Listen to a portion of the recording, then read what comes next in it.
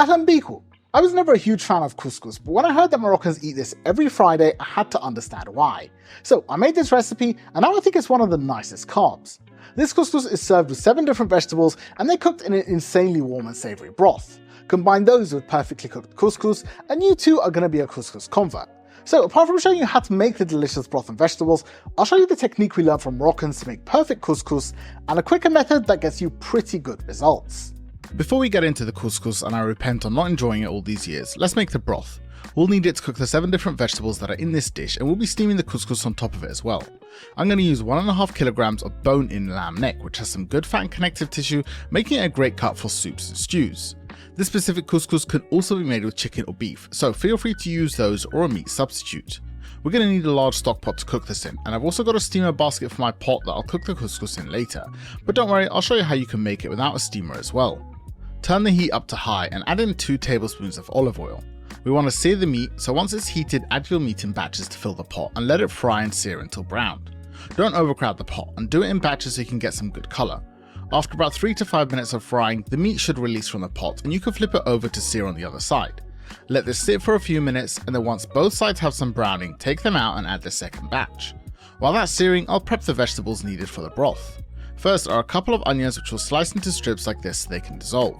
The second vegetable is 3 tomatoes, which I'm going to grate on a box grater. The reason we do this is it's easier than chopping them, and it gives us a nice fine dice. And then we'll do some herbs, which are 15 grams each of parsley and coriander. These have the stalks trimmed off, and I'm just going to tie them together with some butcher's twine so we can remove them from the soup later. Now back over to the pot, and when the second batch is done searing, take out the rest of the meat. Alright, time for a health and safety PSA. If you have a glass stove, don't try to clean it right after cooking on it. This might be obvious, but it will be hot and it will burn you. Lesson learned. Anyway, after I sorted that out, we can build the broth, and to do that we'll add the onions to the pot and fry them in the remaining oil and fat. Cook these over medium heat, stirring them occasionally for about 8 minutes until they wilt and soften. When they look like this, we'll add in the grated tomato, then stir the pan to deglaze any browning. To season, add 4 teaspoons of salt, 2 teaspoons of black pepper, 2 teaspoons of dried ginger, and 2 teaspoons of turmeric. Mix together so the spices are evenly spread out, then add the meat back to the pot and give that a brief toss to combine. Next, pour in a few litres of water to cover the meat, and then add some extra so you can also submerge the vegetables. Turn the heat to high and let this come up to a boil, and as it does, foamy scum will float to the surface of the pot. Filter this out with a strainer, trying not to scoop out the floating spices, but you don't need to get all of it. At this point, add the last ingredients for the broth, which are 1 red chilli that I poked with a few holes so the flavour can really infuse. Add the bundle of herbs we tied earlier, and then finally a small pinch of saffron. If you don't have saffron, just leave it out. Depending on the cut of meat you're using, this will need anywhere from 45 to 90 minutes of simmering for the meat to cook and soften, so cover the pot with a lid and let it simmer away. I quickly wanted to interrupt and talk about the recent earthquake in Morocco and the devastating flooding in Libya. In both countries, families have been decimated, towns have been destroyed, and thousands have been left homeless. This is a humanitarian disaster of epic proportions, and it's something that you can directly have an impact on by supporting an organisation that is on the ground. If you can, click the links in the description to donate and help. Thank you very much. While the pot is simmering, we'll do 2 things. We'll prep the vegetables that we'll add into the broth at different stages, and we'll also start cooking the couscous. The 7 vegetables we're going to be using are courgettes, carrots, turnip, sweet potatoes, pumpkin, and white cabbage. That's 6, and the 7th is either the red chilli, onions, or tomato we added previously, and some people say it's chickpeas since we'll be adding those as well. Technically you're getting more than 7, and you don't have to use 7, you could just use as many as you want. Now to prep, you want everything evenly sliced so they cook well. Just top and tail the courgettes, then slice them down the middle. Trim the root of the cabbage and then slice it in half and then in quarters. For the pumpkin, remove the core and the tough skin and then cut into slices or chunks. The turnip should be peeled and then cut in half and then in quarters. Same thing with the sweet potato, which you cut in quarters, and then for the carrots, I'm just going to peel them, but if you're using regular thick carrots you can cut them in half as well. Finally, you need the chickpeas. This is a 400 gram can which you drain and rinse well, and that's all of the vegetables. Now it's time for me to atone for my couscous sins.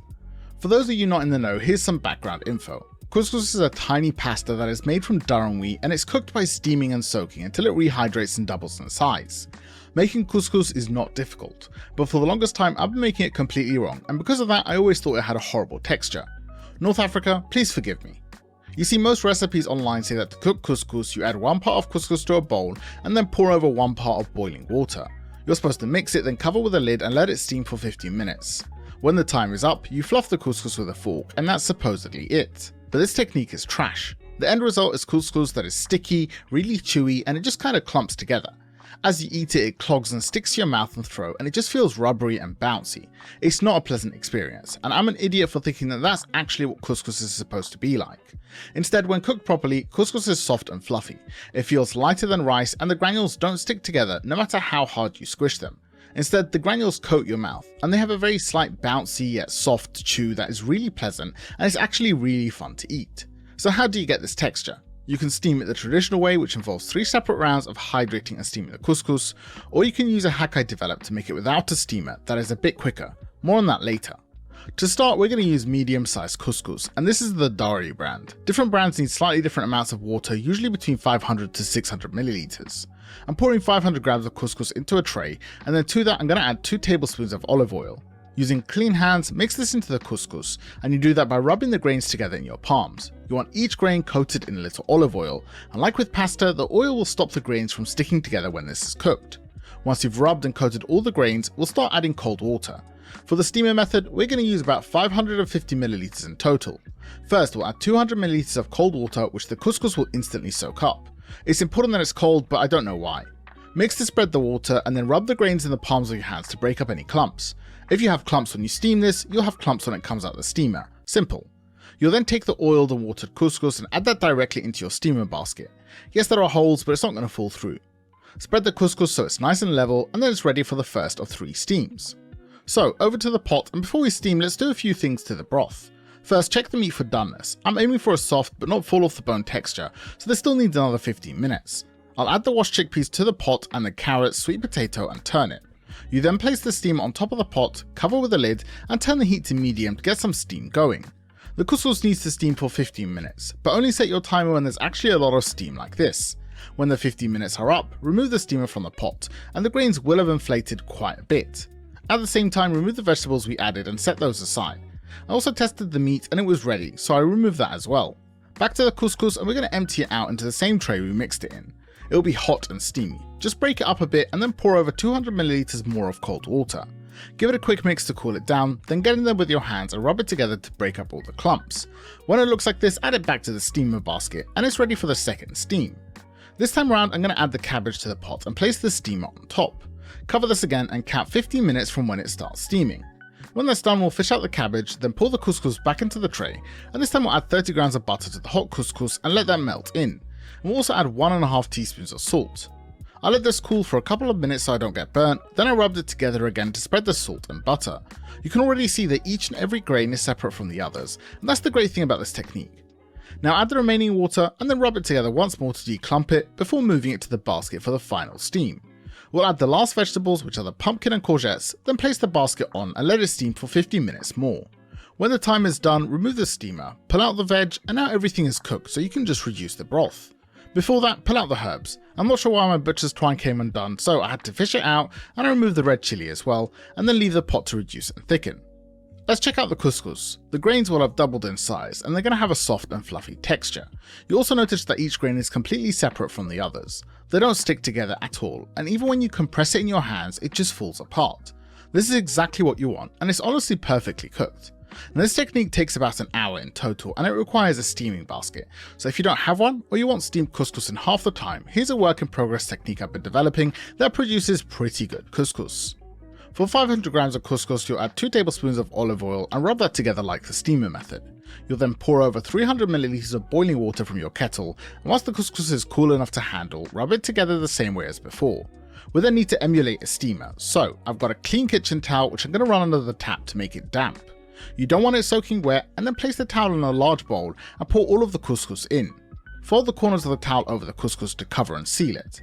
Now we need to cover the bowl, so I use the plate as a lid. Take this to your microwave and let it run for 4 minutes on 600 watts. This will allow the water in the kitchen towel and in the couscous to turn into steam, and when you take it out, there's going to be a lot of steam and condensation. Be careful, the bowl will be very hot. Keep the lid on and let this sit and steam for 5 minutes. When the time is up, pour it out onto the tray. As you can see, the grains aren't stuck together. That's good news. Once it's cooled enough for you to handle, add 2 more tablespoons of olive oil, mix that together again using your palms. Next, pour in 300 milliliters of boiling water and mix that in.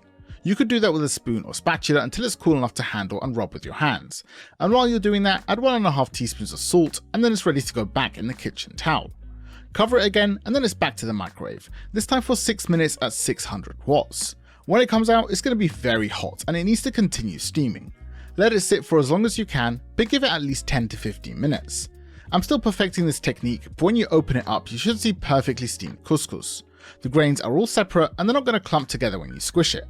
Any smaller clumps fall apart at the lightest pressure, and this is very close to the original steamed method. Side by side here, we've got the boiling water method on the left, microwave in the middle, and steamer on the right. The noticeable difference between the steamer one is that the grain is slightly bigger, and that's something that I'm hoping to tackle as I perfect the technique. Taste and texture wise though, they are very similar, and they both taste and have a better mouthfeel than the boiling water method. Yeah, this one isn't pleasant. It's got a weirdly chewy texture, you have to keep chewing it. It's kind of dry as well, kind of bouncy. It's not nice at all. This steamed one is great. It's soft, all the grains are smooth, it really coats your mouth, and you don't need to keep chewing it for a long time. It's fantastic. This one is 90% of the way there compared to the steamed one. It's soft and smooth and the granules really coat your mouth. You don't have a lot of chew like the boiled one, and considering how much less time this takes, you can definitely do this anytime and it will work. Just forget that you know the boiled water one and just do the microwave one. It is a million times better and you'll only ever want to do this one once you try it. Alright, with that out of the way, let's check on the broth. I've reduced it down to this sauce-like texture that I find works amazingly with the couscous, though you can serve it a bit thinner, which is more traditional. I also reheated the vegetables and meat while reducing it. To assemble the couscous, fill a bowl or a large plate with a tall mound of couscous, then use the back of a spoon to flatten and smooth it out. You then make a dent with a small bowl in the center of the couscous to make space for the meat, then you decorate with the vegetables. Go with what feels good and looks appealing to you, and I gave this smiley piece of meat a front row seat. We garnished with some fried almonds, and this is what we ended up with. Obviously, we've got a lot more vegetables, broth and meat, which will serve alongside this, so let's taste it. This plate is just too good. It's packed full of flavour, and I can't believe I didn't really like couscous until now. You really have to try this, and if you want to see more Moroccan recipes, click on this video over here.